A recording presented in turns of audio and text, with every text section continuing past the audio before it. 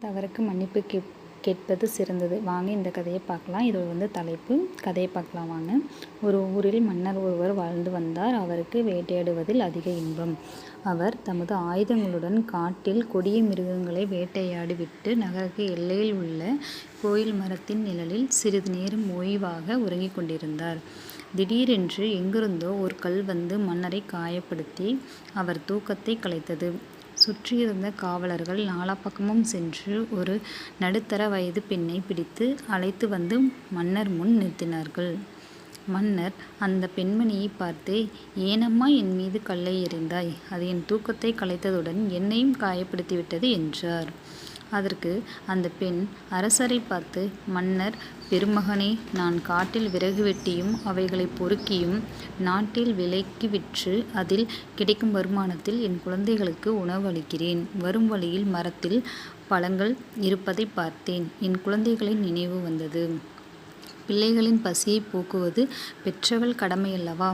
அந்த பழங்களை பறிப்பதற்காக ஒரு கல்லை எடுத்து மரத்தில் எறிந்தேன். தாங்கள் மர நிழலில் உறங்கிக் கொண்டிருந்தது தூரத்திலிருந்து எனக்கு தெரியவில்லை.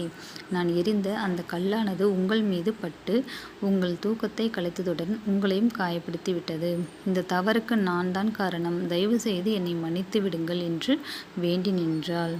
மன்னர் அந்த பெண்மணியை பார்த்து, "பெண்ணே, நீ செய்த தவறுக்கு மன்னிப்பு கேட்கின்றாய். அது உன் சிறந்த பண்பு. உன்னை மன்னித்து விட்டேன்" என்று கூறியதோடு அப்பெண்ணுக்கு 2 பசுக்களையும் கை செலவுக்கு பணத்தையும் கொடுத்தார்.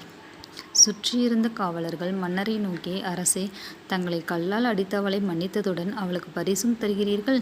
இச்செயல் எங்களுக்கு வியப்பளிக்கிறது" என்றனர். காவலர்களை பார்த்து மன்னர், "காவலர்களே, அறிவற்ற மரம் கல்லால் அடித்தால் பழம் தருகிறது. அவ்வாறு இருக்க அறிவுள்ள நாம் எப்படி நடந்து கொள்ள வேண்டும்?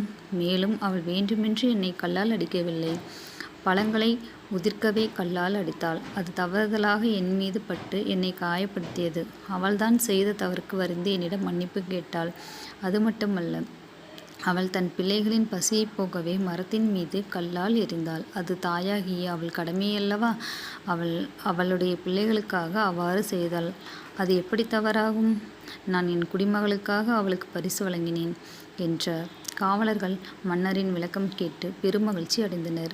நீதி: செய்த தவறுக்கு வருந்தி மன்னிப்பு கேட்பது சிறந்த குணமாகும். எனவே நாம் தெரியாமல் செய்திருந்தால் உரியவரிடம் மன்னிப்பு கேட்டு பழக வேண்டும். இந்த கதையிலேருந்து நீங்கள் என்ன தெரிஞ்சுக்கிட்டீங்க அப்படின்னா, நம்ம ஒரு தப்பு செஞ்சோம் அப்படின்னா அந்த தப்பு நமக்கு தப்புன்னு பட்டுச்சுன்னா நம்ம உடனே யார்கிட்டயா இருந்தாலும் மன்னிப்பு கேட்கணும். இதுதான் இந்த கதையோட விளக்கம். பிடிச்சிருந்தால் லைக் பண்ணுங்கள், ஷேர் பண்ணுங்கள், மறக்காமல் சப்ஸ்கிரைப் பண்ணிக்கோங்க. தேங்க்யூ.